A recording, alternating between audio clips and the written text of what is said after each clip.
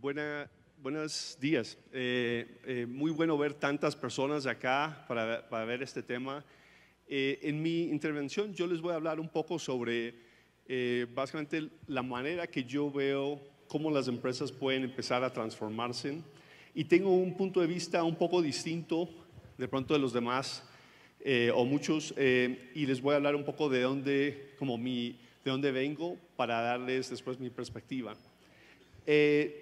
Primero, pasemos al siguiente. Yo salí de la universidad como ingeniero electrónico y salí de una universidad que pocos conocen, que se llama Lehigh University en Pensilvania. Como escuchan de cómo estoy hablando, nací en Estados Unidos, pero mis papás ambos son colombianos. Después me pasé, yo soy el que debo hacer Yo solo hablo de tecnología, no la uso.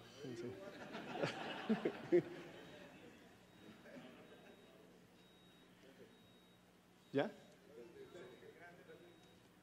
Ok, gracias. Ya maté mi credibilidad en 2 segundos. Okay. Entonces, yo después de trabajar como ingeniero electrónico en una empresa que se llama Raytheon de la defensa de Estados Unidos, era contratista del Departamento de Defensa. Decidí que no quería trabajar para el Departamento de Defensa de Estados Unidos y me fui para California. Y esas empresas que ven son unos startups de California, del Valle del Silicio, que está Santa Cruz Operation, NetManage, etc. Y después de 5 años ahí, decidí regresar a mis raíces, aunque no nací acá, había venido de vacaciones y pensé que iba a ser por 1 año. En esa época no estaba la propaganda que decía el riesgo es que te quieras quedar. Entonces ya llevo 23 años acá y he trabajado en varias empresas como Oracle, Compa cuando existía, etc. Y la última empresa donde trabajé fue BBVA, el banco. Y en esa empresa yo estuve mirando por toda América Latina startups o emprendimientos digitales para que el banco comprara. Y el banco ya ha comprado 3 empresas a nivel global que son bancos digitales. Pero mi jefe y yo, en esa época, decidimos mirar en América Latina para otro lugar donde vemos mucho más potencial en América Latina, que es el lado de pagos. Y decidimos comprar esta empresa de pagos digitales que se llama OpenPay, que fue comprado hace 1 año. Hoy en día, yo hago varias cosas fuera de mi trabajo actual, que es con Microsoft. Tengo un blog que se llama Tropical Gringo. Escribo para revistas como VentureBeat, he hablado en CNN en español y en Wobby TV sobre varios de los conceptos que yo les voy a hablar hoy. Y también soy advisor y accionista de varios startups, incluyendo, digamos, el más famoso ahí es Tapsi, pero hay 4 más startups donde soy advisor y accionista.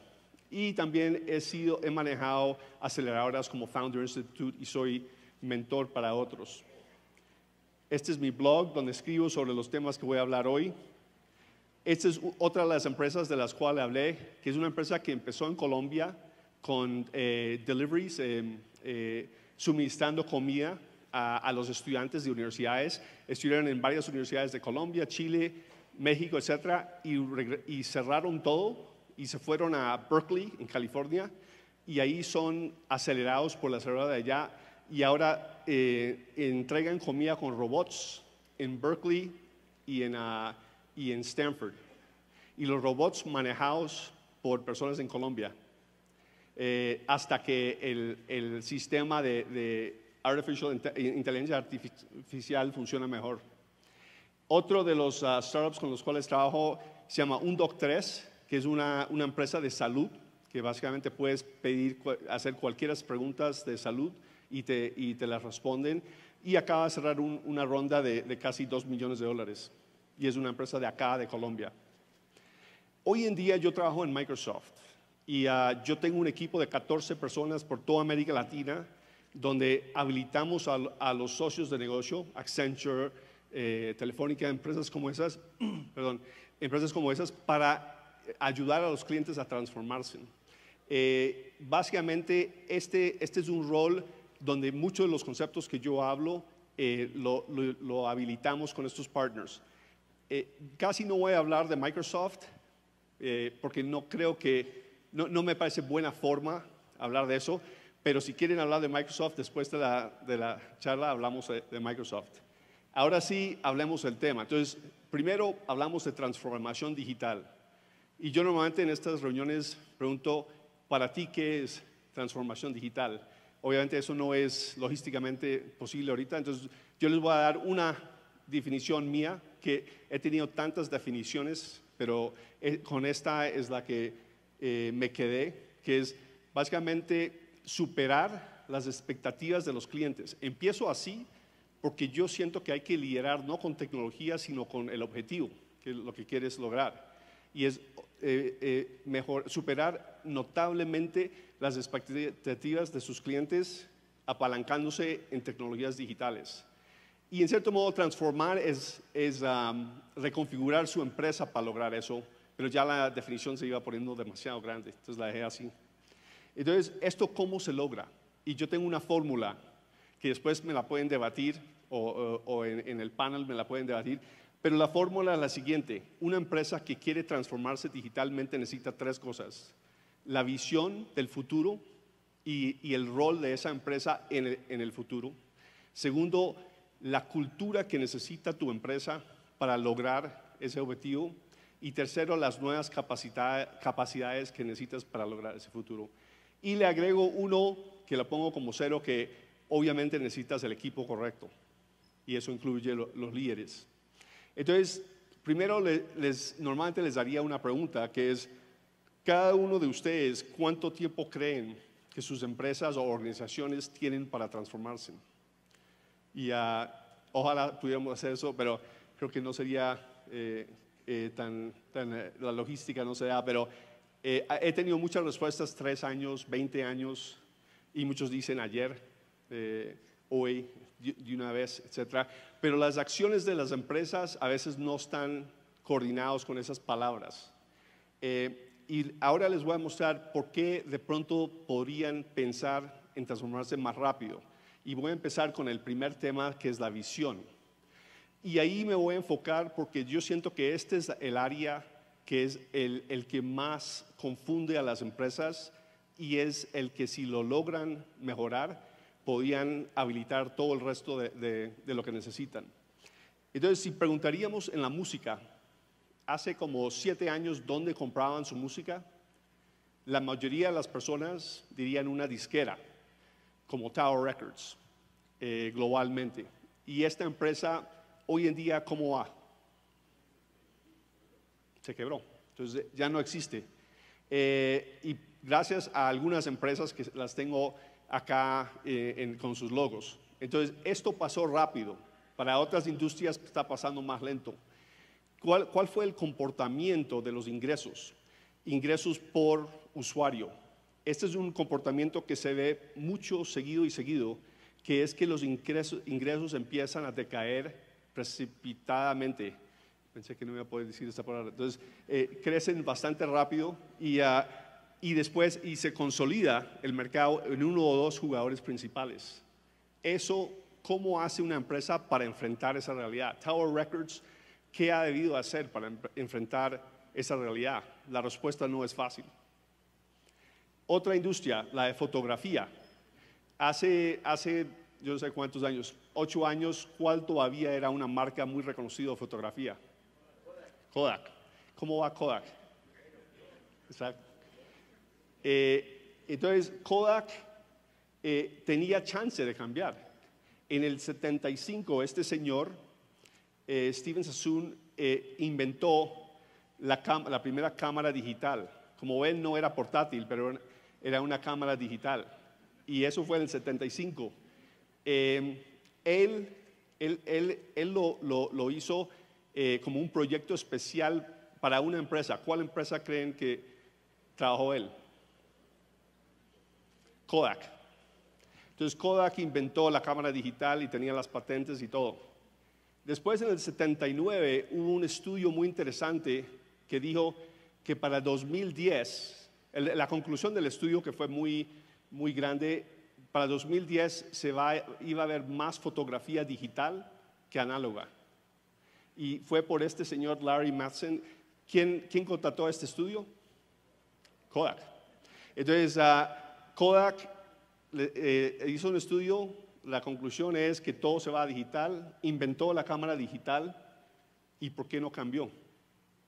Podemos durar el resto de la charla hablando de por qué no cambió, y eso honestamente para mí sería una conversación bastante rica para las decisiones que las empresas tienen que tomar hoy en día. Pero básicamente ese estudio estuvo demasiado conservador. Eso pasó mucho antes que la fotografía digital dominó contra la análoga. Y increíblemente en el 97 Kodak ya veía que había unos cambios, hizo unas iniciativas digitales, pero no eran iniciativas digitales realmente estratégicas, eran iniciativas digitales que eran más como para la prensa. ¿Eso les suena un poco familiar? Entonces, básicamente se llamaba The Kodak Picture Network. Era un software donde uno podía subir fotos y sus amigos podían verlas y comentar sobre esas fotos. Y en el 2001 compraron una empresa para seguir con esa estrategia que se llamaba OPhoto. ¿Ese software a qué le suena? Exactamente, Instagram. Entonces, iban por la dirección correcta, pero no sabían cuánto estaba en juego para lograr ese resultado, y otros más pequeños sí sabían que estaba en juego. Llegó al punto donde Instagram estaba procesando el mismo número de fotos que Kodak en uno de sus últimos años, con la diferencia que Kodak, para procesar las fotos de Kodak costaba billones de dólares, y para procesar las fotos de Instagram costaba $0. Uno, ¿cómo compite contra eso?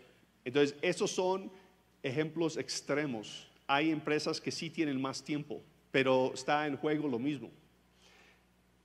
Finalmente, en películas o videos, hace como 8 o 7 años, ¿quién era la nueva empresa muy fuerte donde conseguíamos videos?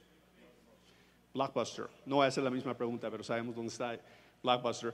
¿Y quién fue el culpable por los pesadillas de Blockbuster? Netflix. Entonces Netflix, por mucho tiempo el modelo de negocio no era muy de internet, era básicamente lo único de internet es que te inscribías ahí a la cuenta de Netflix y te llegaba ¿qué? Te llegaba unos DVDs físicos por correo. La otra innovación es que sabía recomendarte películas que te podrían interesar. Eso también era algo muy importante.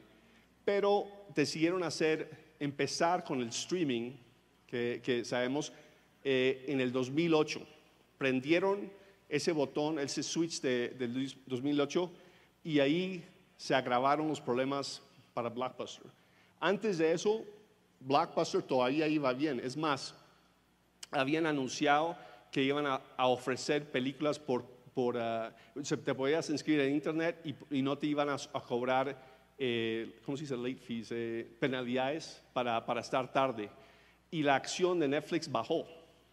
Yo sé porque yo vendí mis acciones de Netflix, entonces no me vayan a escuchar en recomendaciones de acciones. Entonces, todos pensaban, no, pues Blockbuster tiene las tiendas, va a ser lo mismo que Netflix, y entonces le va a ganar a Netflix. El problema es que nadie entendía qué iba a pasar cuando ponía el switch de que ya se puede bajar las películas al computador. Es más, en ese año, el 2008, que ven ahí, ese mismo año le preguntaron al CEO y él dijo, yo no veo a Netflix como mi gran competencia. Yo veo a Walmart y Apple como competencia, Redbox. Él no lo veía hasta el final. Y no es que no es una persona inteligente, se veía bastante pequeño. La verdad, comparado con Blockbuster era pequeño, pero el problema es que no tiene que ser del mismo tamaño para causarte problema en tu modelo de negocio. Y también la razón que Blockbuster no pudo replicar el éxito de Netflix es porque hay algo muy especial del modelo de suscripción, que es lo que hizo Blockbuster. Y es algo que conocen las telefónicas muy bien, y eso es cancelaciones. Si tienes demasiadas cancelaciones, el modelo no funciona. y por eso las recomendaciones eran importantes. Y el CEO de Netflix es un matemático, era profesor de matemáticas y él entendía la importancia de las matemáticas. Entonces, estas son las cosas sutiles que no son tan claras cuando las empresas hoy en día van a competir y creen que con una app ya se solucionó el problema. Hay unas cosas sutiles que sí requieren mucho pensamiento para entender cómo competir en el nuevo mundo. Hoy en día Netflix sigue reinventándose. Aquí, este año fue el que más invirtió en nuevo contenido. Y tienen que seguir reinventándose porque para que el modelo siga funcionando. En periódicos, la misma observación, bajan bastante los ingresos por publicidad, pero se va, en este caso, todo a Google. Entonces, en los periódicos por unos años, ahí, al principio todavía sentían que estaban en la jugada y llegó el momento que en 2009 se quebraron más de 200 periódicos. Y como ven, todavía los ingresos de Google no eran el del tamaño de los periódicos, pero eran suficientes para afectar el modelo de negocio de los periódicos. Ahora un ejemplo local. Entonces, el jugador global en transporte nuevo, ¿quién es? Uber. Pero hay un jugador local, pues hubo antes de que fue vendida, que es Tapsi, y obviamente yo los conozco muy bien. Y esto me parece buen ejemplo porque no toda la competencia viene de afuera. Puede haber competencia local, y cuando digo local también incluyo América Latina, que pueden afectar los negocios de América Latina. Entonces, ¿qué está pasando? ¿Por qué está pasando todo esto? Hay alguien que escribió sobre esto en el 2011, se llama Marc Andreessen. ¿Cuántos conocen aquí a Marc Andreessen, el nombre? Okay. Marc Andreessen es uno de los inversionistas más importantes del Valle del Silicio, Silicon Valley. ¿Alguien sabe cuál fue su primer startup? Netscape fue su primer startup y ahora es inversionista. Y él escribió este artículo en el Wall Street Journal, y en el Wall Street Journal escribió: hay un cambio pasando en todas las economías, que es que el software está reemplazando a industrias. Y eso básicamente, lo que él predijo, está pasando más y más. Ok, ¿por qué las empresas no ven esto a tiempo? ¿Qué es lo que pasa? Y lo que pasa, en mi opinión, es que a veces las olas parecen claras, se ven las olas, pero no se entiende el efecto y cuánto tiempo tienen para reaccionar. Y en menos tiempo que uno piensa, esa ola ya te puso en desventaja. Y todos sabemos que cuando uno está, creo que se dice corriendo, surfing, corriendo olas, la clave es empezar antes que llegue la ola. Entonces, creo que hay un tema ahí de mirar. ¿Y cómo se siente ser disruptado? Entonces, una forma es, como vimos ahí, que increíblemente rápido pasan las cosas, pero en otras industrias así no está pasando. Está pasando algo que en un libro se llama The Corporate Spiral, casi como death, de muerte, donde es un círculo vicioso, donde empiezan a bajar los márgenes o los ingresos o ambos. Entonces recortamos personal, la motivación baja, los productos o servicios no son tan de alta calidad, sigue bajando el margen, puede ser lento, pero es un círculo que es muy difícil de salir de eso cuando ya empieza. No sé si eso les suena familiar. Ojalá que no. Entonces, el reto para las grandes corporaciones, ¿cuál es? El reto también es que tienen que masticar chicle y caminar al mismo tiempo. ¿Qué quiero decir con esto? Una cosa que quiero decir con eso es, tiene que tener unas iniciativas innovadoras mientras sigues ganando dinero del negocio tradicional. Eso es increíblemente difícil. Y hay teorías de Clayton Christensen y otros de Harvard de cómo lograr eso. Lo otro que tienen en términos de tecnología es que tienen unos sistemas de legacy y tienen que al mismo tiempo estar creando los nuevos sistemas. Y esto me lo han dicho los CIOs de empresas. Entonces, no solo es difícil de por sí enfrentar una disrupción, sino las corporaciones tienen más dificultades adicionales. ¿Qué otra validación tenemos que algo está pasando? Básicamente, si miramos cuáles son las 5 empresas más valiosas en el mundo, hay una de retail o al detal, hay una de 2 de medios, una de electrodomésticos, que es mala palabra, pero es realmente consumer electronics, y una de software. ¿Y qué tienen en común? Que todas son de tecnología. Eso para mí no es coincidencia, eso es una señal de que hacia allá van las cosas. Porque hay muchos modas que pasan en tecnología, pero esto para mí es una señal con hechos, que esto está cambiando. Y si uno solo ve cómo han incrementado las valuaciones de estas empresas y cómo se han estancado las tradicionales, ve un patrón ahí. Ok, hoy en qué estamos depositando más y más confianza, y esto también a mí me da miedo, es en los algoritmos. Estamos empezando por este camino, pero no es que a mí me encanta que vamos por este camino, pero no veo vuelta atrás. Por ejemplo, cuando los invitan a ustedes a una fiesta y ustedes no saben la dirección, hace unos años, ¿qué hacían? Pues si eran muy avanzados digitalmente, te mandaban un mapa en PDF para que uno lo abriera y viera dónde llegar. Hoy en día, ¿qué te mandan la dirección y cómo llegas? Waze. ¿Qué está pasando ahí? Ahí está pasando algo que para mí, en inglés hay un dicho que se llama canary in the coal mine, que es cuando uno está saliendo de la mina de carbón y al fin empieza a ver pájaros, porque eso te da la señal de que va a haber, digamos, el mundo afuera. Esto es una señal. ¿Qué estamos haciendo con Waze? Nosotros humanos estamos siguiendo las órdenes de la máquina. Entonces, Waze nos dice a la derecha y nosotros vamos a la derecha. Nos dice a la izquierda, nos vamos a la izquierda. Y ellos son los que tienen la inteligencia, o el Waze. Entonces, para mí esto es interesante como ingeniero y asustador como humano. Pero bueno, ese es otro tema. De pronto para el panel. Es increíble que una revista como The Economist, que es de economía, diga algo como esto, que básicamente están diciendo que ahora es más valioso los datos que el petróleo.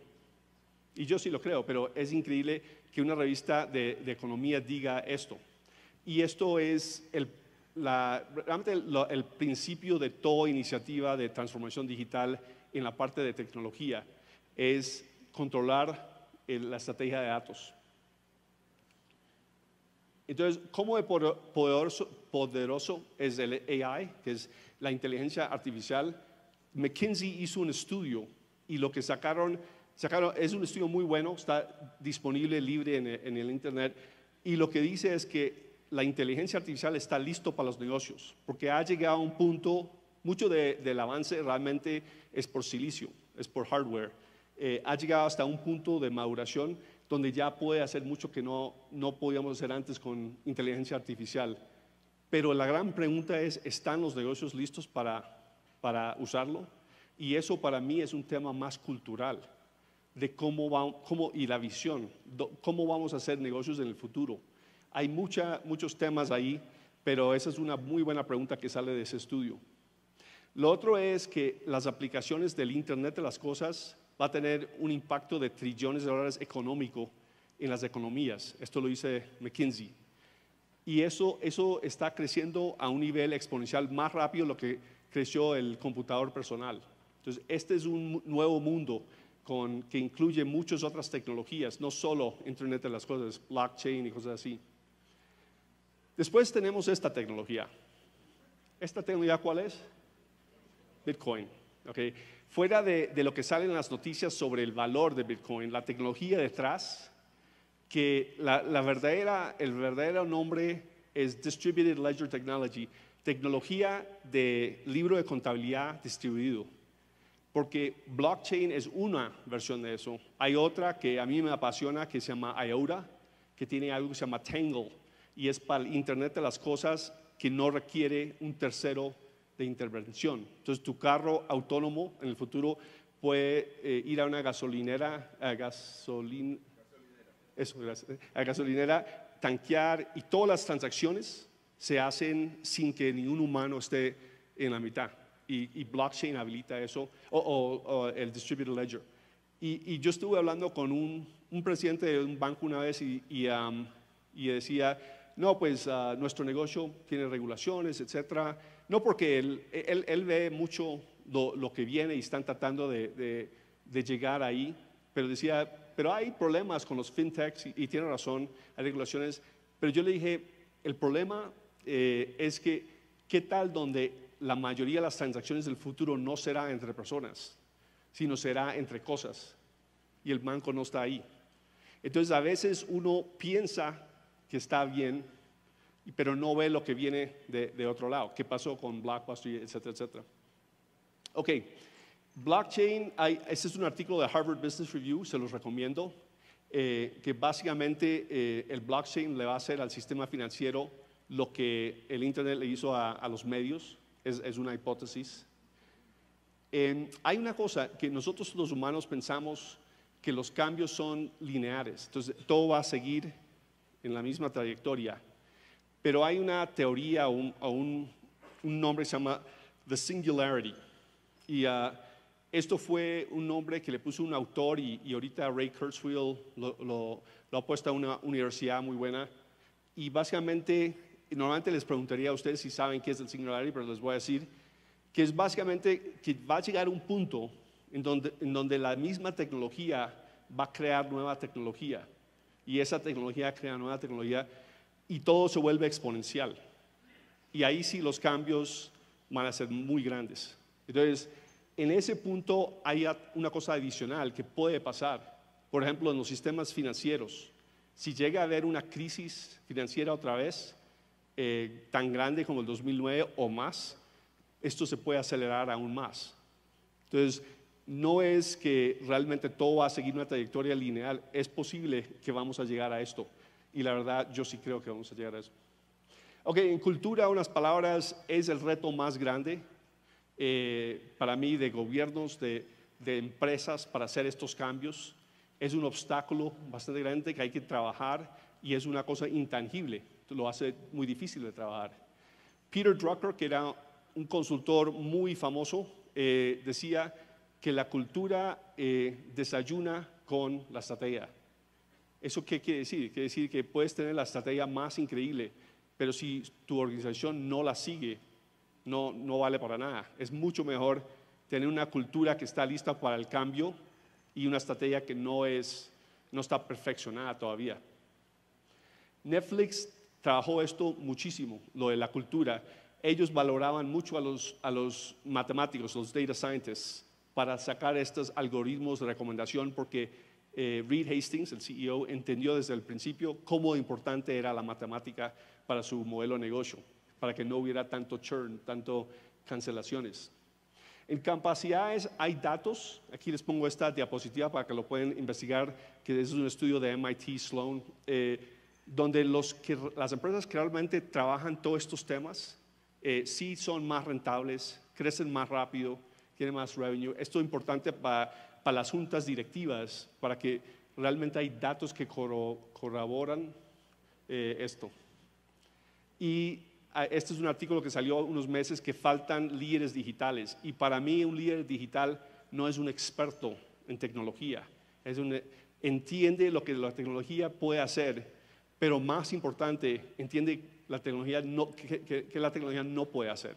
Para mí eso es más importante, porque muchos líderes que no entienden tecnología creen que la tecnología es mágico y que se hace en mucho menos tiempo que es cierto.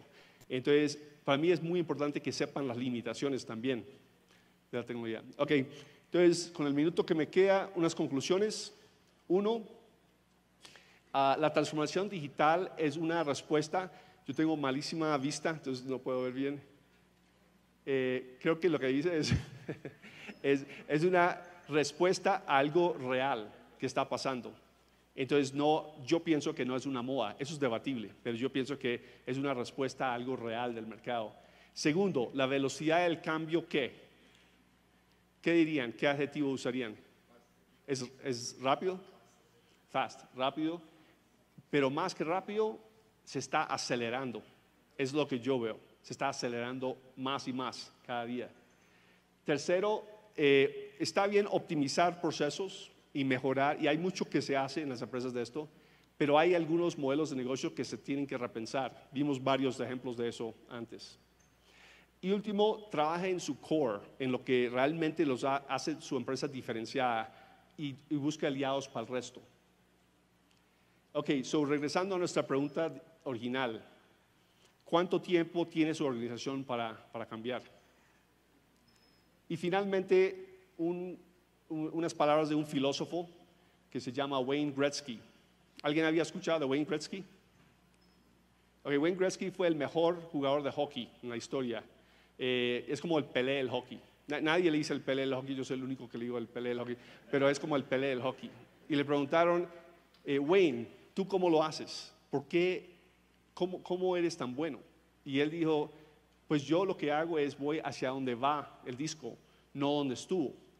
Y eso me parece que son buenas palabras para ahora. Estamos hablando de cosas como móvil, etcétera, pero no es tanto dónde estamos ahorita, es cómo prepararnos para hacia dónde van las cosas. Eso es lo importante. Y si quieren contactarme, mi Twitter es obviamente Tropical Gringo, y muchas gracias.